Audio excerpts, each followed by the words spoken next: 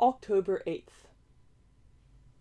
I drew more lines in my head last night and this morning, but before I'd created a satisfactory picture, we had a caller. I barked twice when the door chime sounded, because it was expected of me. The master went to the door, and I followed. A tall, solidly built man, dark-haired, was on the stoop, and he smiled. "Hello," he said. "My name's Larry Talbot. I'm your new neighbor, and I thought I'd come by and pay my respects." "Won't you come in and have a cup of tea with me?" Jack said. "Thank you." Jack led him into the parlor and seated him, excused himself, and went to the kitchen. I stayed in the parlor and watched. Talbot glanced several times at the palm of his hand. Then he studied me. "Good boy," he said. I opened my mouth, let my tongue hang out, and panted a few times, but I did not approach him. There was something about the way he smelled, an underlying suggestion of wildness, that puzzled me.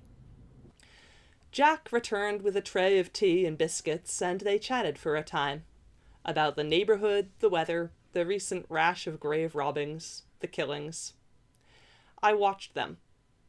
Two big men, the air of the predator about each, sipping their tea now and discussing the exotic flowers Talbot cultivated, and how they might fare, even indoors in this climate. Then came a terrible crash from the attic. I departed the room immediately, bounding up the stair, swinging around corners, up another stair. The wardrobe doors were open. The thing stood before it. "Free," it announced, flexing its limbs, furling and unfurling its dark scaly wings. "Free." "Like hell," I said, curling back my lips and leaping. I caught it directly in the midsection, knocking it back into the wardrobe again. I slashed twice, left and right, as it sought to seize me. I dropped down and bit one of its legs. I roared and threw myself on it again, slashing faceward. It drew back, retreating to the rear of its prison, leaving a heavy scent of musk in the air. I shouldered the doors shut, reared up, and tried to close the latch with my paw. Jack entered just then and did it for me. He held his knife loosely in his right hand. "You are an exemplary watchdog, Snuff," he stated. A moment later, Larry Talbot came in. "Problems?" he said. "Anything I can help with?" The blade vanished before Jack turned. "No, thank you," he said. "It was less serious than it sounded. Shall we return to our tea?" They departed. I followed them down the stairs, Talbot moving as silently as the master. I'd a feeling, somehow, that he was in the game, and that this incident had persuaded him that we were too. For, as he was leaving, he said, "I see some busy days ahead before this month is out. If you ever need help, of any sort, you can count on me." Jack studied him for several long moments, then replied, without even knowing my persuasion, "I think I know it," Talbot answered. "How?" "Good dog you've got there," Talbot said. "Knows how to close a door." Then he was gone. I followed him home, of course, to see whether he really lived where he said he did. When I saw that he did, I had even more lines to draw. Interesting ones now, though. He never turned and looked back, yet I knew that he could tell I was behind him all the way. Later, I lay in the yard, drawing my lines. It had become a much more complicated enterprise. Footsteps approached along the road, halted. "Good dog," croaked an ancient voice. It was the druid. There followed a plop on the ground nearby, as something he'd tossed over the garden wall landed. "Good dog." I rose and inspected it as he passed on along his way. It was a piece of meat. Only the most wretched of alley hounds might not have been wary. The thing reeked of exotic additives.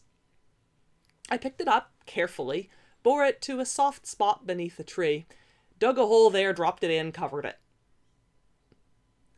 "Bravo," came a sibilant voice from above.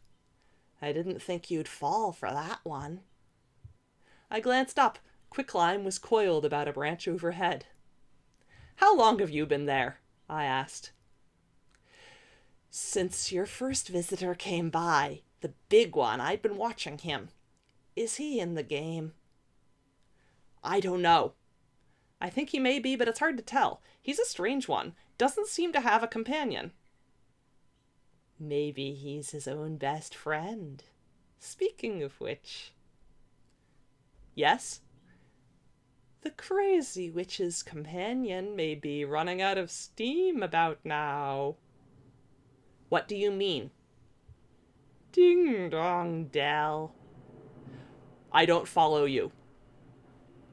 "Literally, Pussy is in the well." "Who threw her in?" "Macabre full of sin." "Where is it?" "By the outhouse full of shit. Back of Crazy Jill's place. Keeps it from going dry, I guess." "Why tell me? You're the antisocial one." "I've played before," he hissed. "I know it's too early in the game to begin eliminating players. One should wait till after the death of the moon. Macabre and Morris are new at it, though." I was on my feet and moving. Pussyfoot, wet, wet, wet," I heard him chanting as I ran off toward the hill. I mounted the hill and raced down it toward Crazy Jill's, the landscape flowing to a blur about me. I pushed my way through a hedge when I reached her place, sought quickly, located the rooted and rock-girt structure bucket on its rim. I ran to its side, rested my forepaws upon the ledge, and peered down into it. There was a faint splashing sound below. "Gray!" I called. A very faint "Here!" came to me. "Get off to the side! I'm going to drop the bucket!" I called. The splashing grew louder and faster. I pushed the bucket off the ledge and listened to it wind down, heard it splash. "Get in!" I called. If you've ever tried turning a crank with your paws, you know that it is rough work. It was a long, long while before I'd raised the bucket high enough for Graymalk to remove herself to the ledge.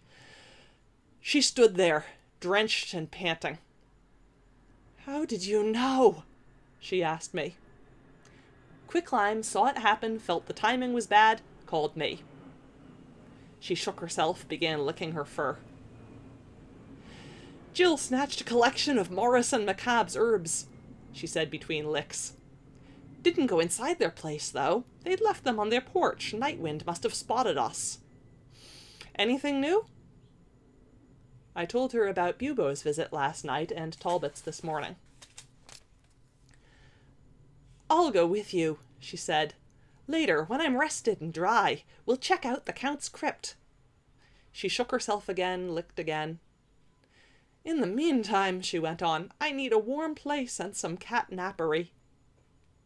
"I'll see you later then. I have to check some things around the house." "I'll come by." I left her there near the outhouse.